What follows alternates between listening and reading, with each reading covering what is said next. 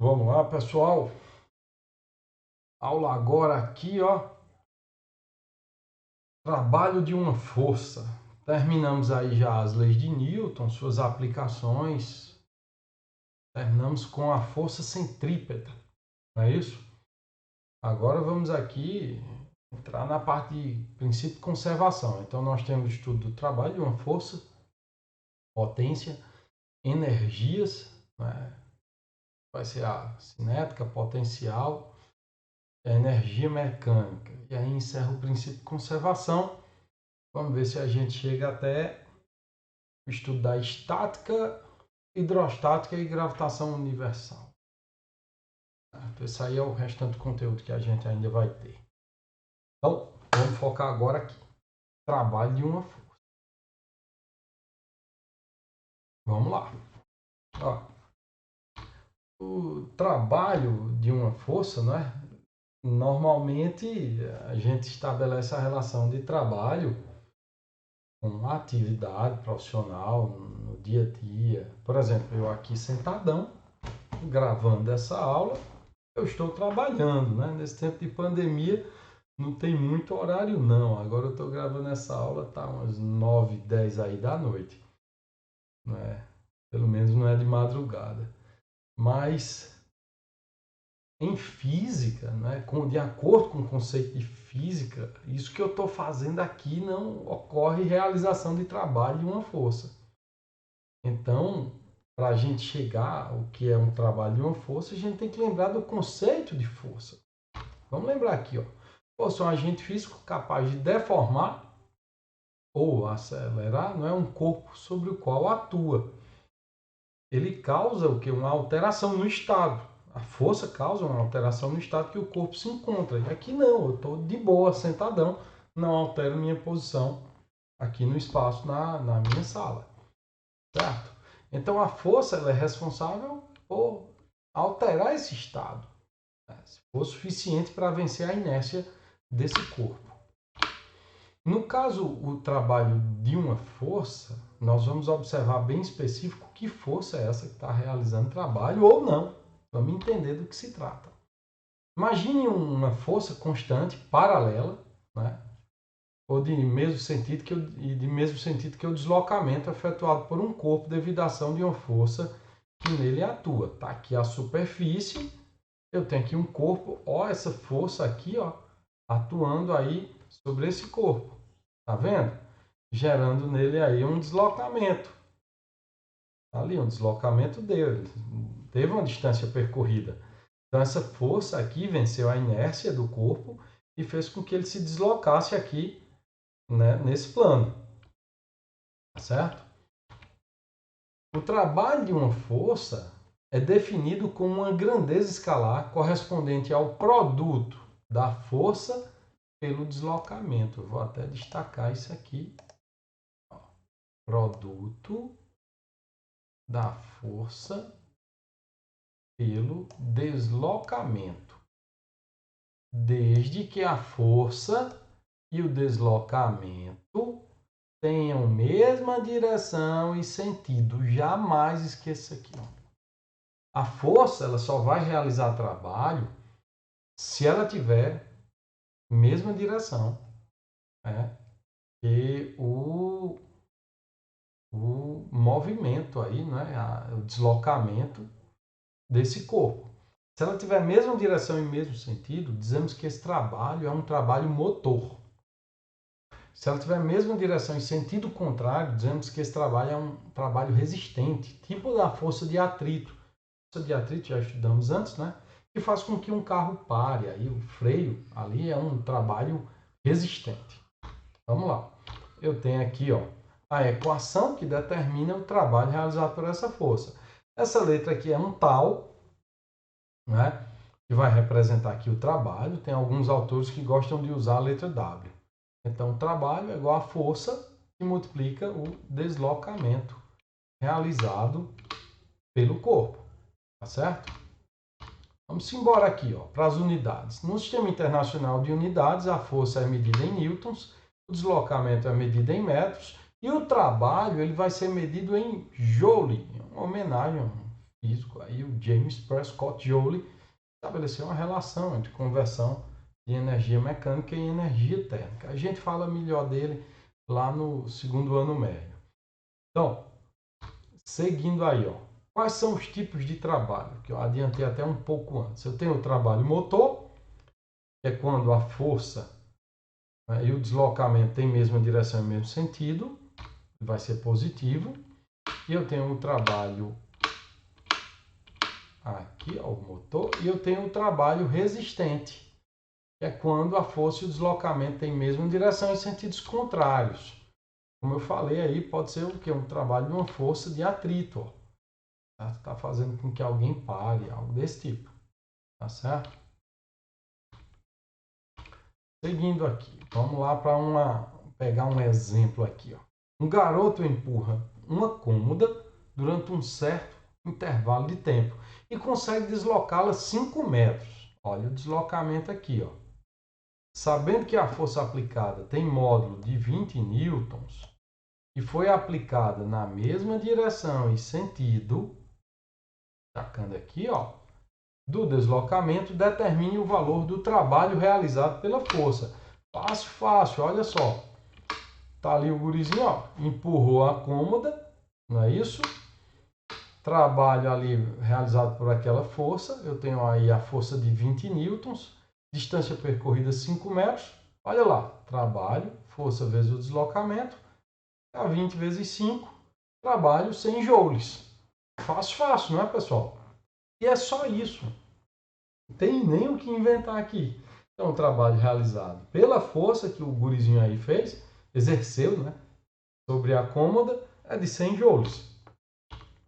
Vamos seguindo aqui. Um homem tenta deter a descida de um carro em uma rampa e aplica uma força de 100 newtons. Opa, vamos pensar um pouco. Carro em uma rampa. O carro está descendo aqui a rampa e o cara está tentando parar. Na mesma direção dessa rampa, mas no sentido oposto ao da descida. Como o carro continua descendo por 8 metros, olha a distância percorrida, determina o valor do trabalho realizado pela força. Aqui a rampa, carro descendo e o cara tentando segurar. Então, nós temos aqui força exercida 100 newtons, distância percorrida 8 metros. Então, como a força e o deslocamento têm mesma direção e sentidos opostos, o trabalho é resistente. Olha o sinalzão do negativo, ó, apareceu aqui. Não pode esquecer de acrescentar, certo?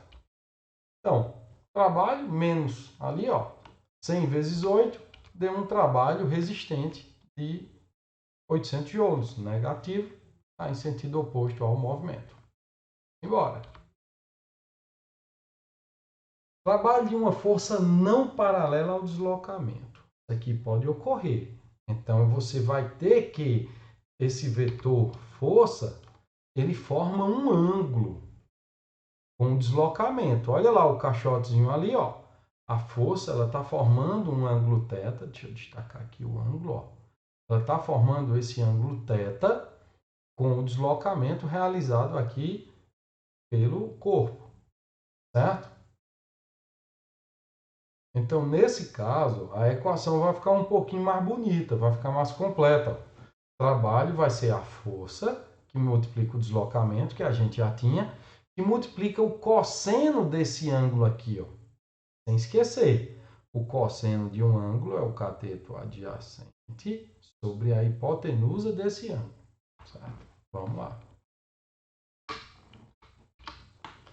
Então, vamos pegar um exemplo aqui e fazer umas contas. Durante um trabalho em um armazém, um homem puxa um caixote com uma força de 200 newtons, que forma um ângulo de 60 graus aqui, ó, 60 graus, com a horizontal, direção na qual ocorre um deslocamento de 10 metros. Já tenho tudo. Determine o trabalho realizado pela força aplicada pelo homem.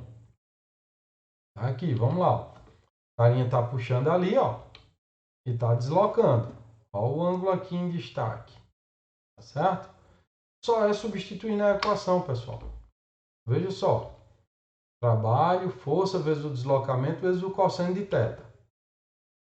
Força 200 newtons, deslocamento 10 metros e o ângulo de 60 graus.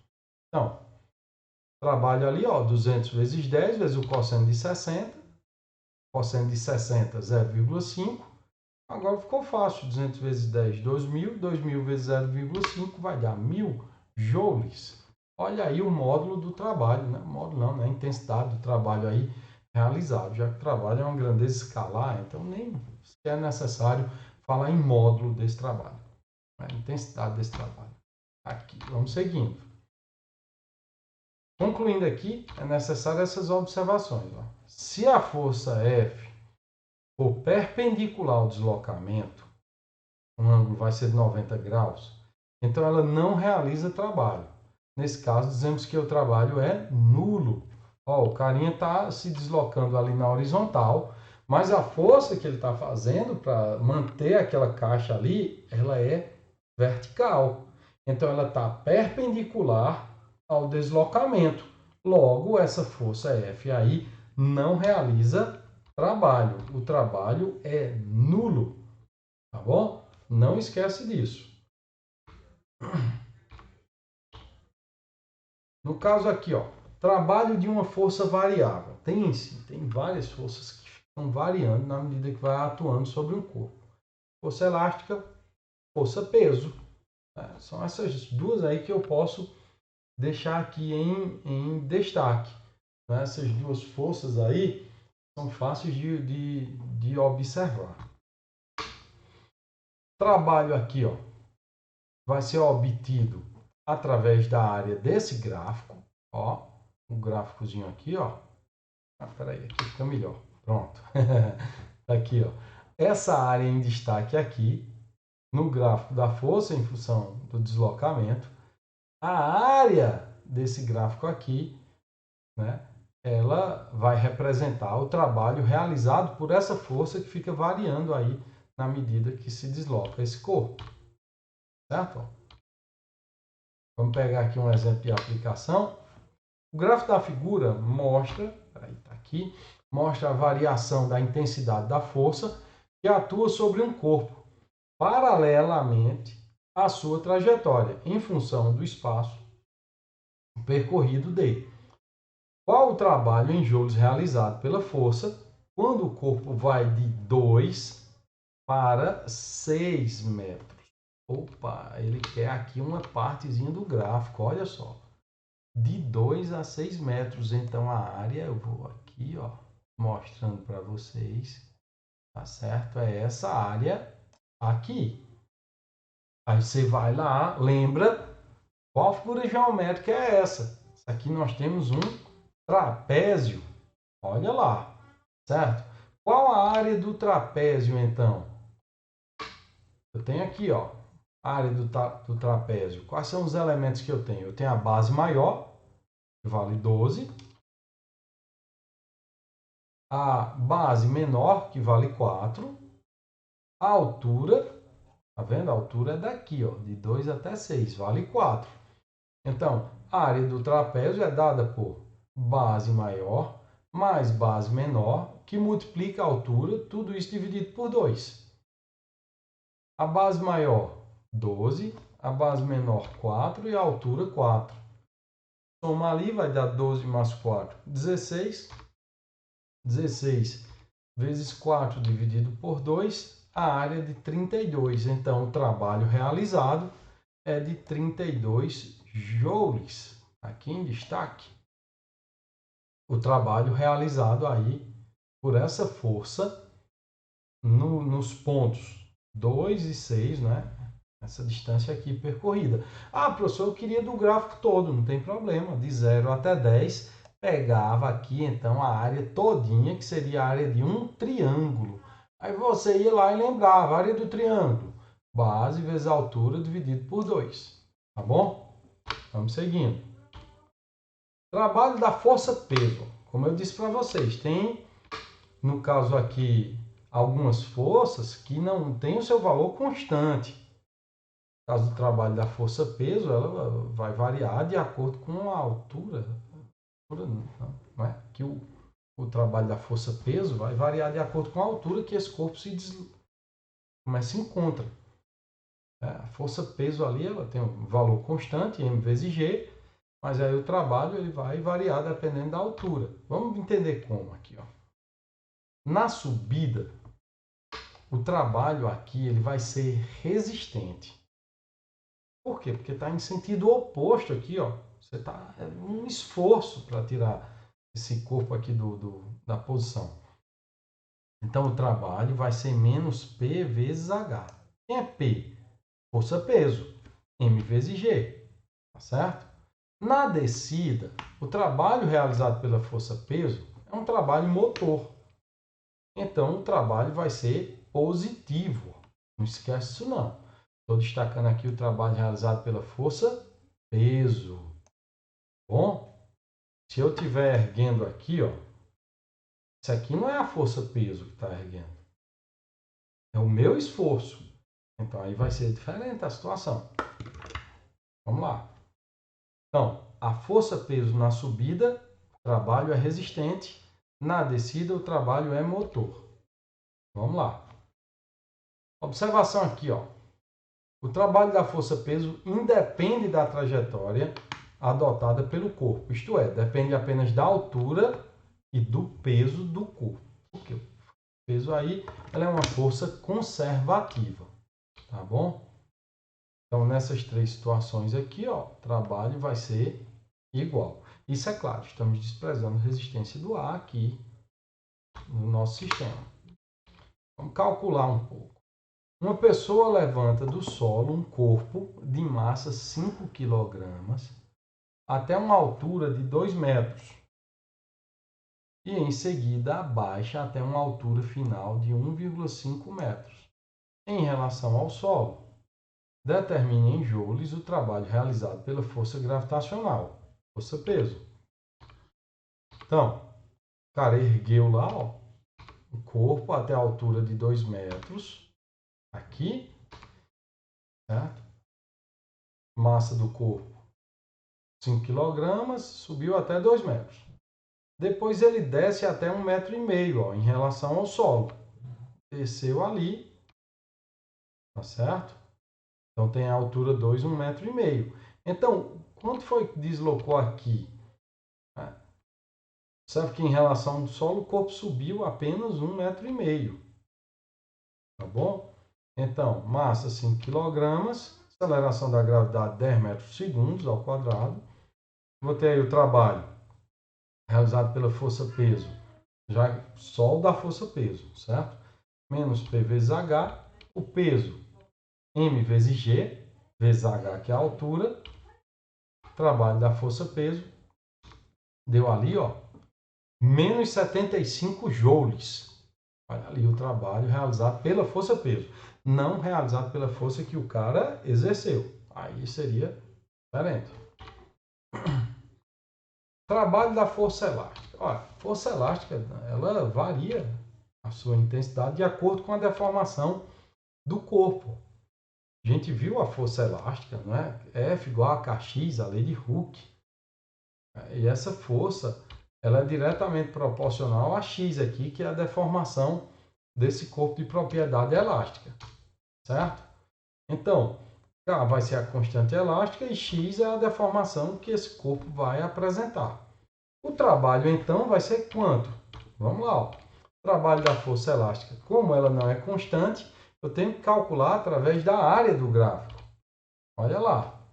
Nesse caso, a área aqui, ó, de um triângulo. Então, o trabalho vai ser quem? A área do triângulo. Base vezes altura sobre 2.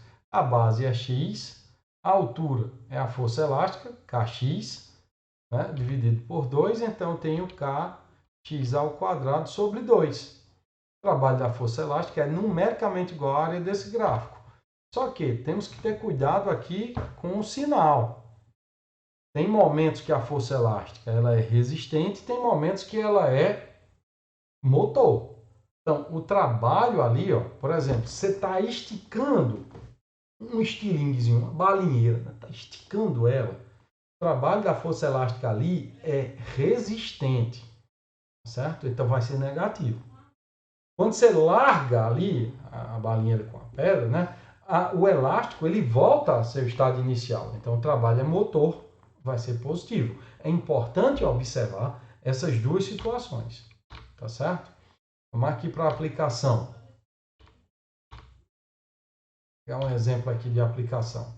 Um corpo de massa 4 kg está apoiado em um plano horizontal liso e comprime a mola em 20 centímetros. A mola tem constante elástica 1.200, aqui, ó, 1.200 newtons por metro. Determine o trabalho da força elástica quando a mola se encontra comprimida. Ó, tá comprimida ali, certo? Então, a mola aqui, ó, foi comprimida. Observa aí, ó. Foi deformada X, no caso 20 centímetros, dá 0,2 metros. Né? Só é transformar ali, dividir por 100. Constante elástica 1.200. Então, o trabalho, ó, mais ou menos kx ao quadrado sobre 2. Como a mola está sendo deformada, o trabalho é resistente, como eu tinha falado antes. Né? Então, você negativo. Menos kx ao quadrado sobre 2. Então, menos 1.200 vezes 0,2 ao quadrado, dividido por 2. Menos 1.200 vezes 0,2 ao quadrado, 0,04. Multiplica tudo ali, ó. Depois dividiu por 2. O trabalho vai ser de menos 24 joules. Tá aí o trabalho da força elástica. Tá bem, pessoal? Então, vocês podem observar que essa parte do trabalho de uma força não é nada complicado, não. E fica aí finalizada a nossa aula referente ao trabalho de uma força. A próxima aula eu vou botar potência, certo? Potência e rendimento. E na sequência vem energia e por diante. Princípio de conservação. Então, valeu vocês!